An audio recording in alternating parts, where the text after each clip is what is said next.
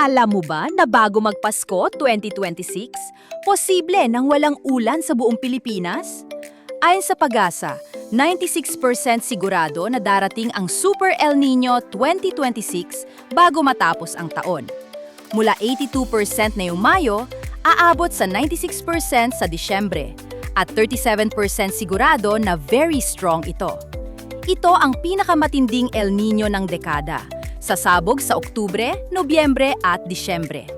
Bago yan, Hunyo hanggang Agosto, sabay ang habagat at El Niño, baha tapos tagtuyot, bababa ang aninang palay. Kailangan tayo mag-import ng 6 na milyong tonelada ng bigas.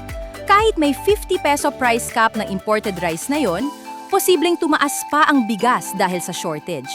Hindi lang pagkain, tataas din ang kuryente dahil bababa ang tubig ng hydropower. Magmamahal lahat, bigas, gulay, isda, hanggang Meralco bill mo. Pinakahuling Super El Niño? 10 taon na ang nakaraan at hindi ganitong kalakas.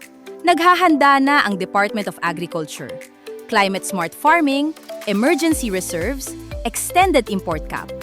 Ikaw, paano ka maghahanda sa Super El Niño na pinakamalakas ng dekada?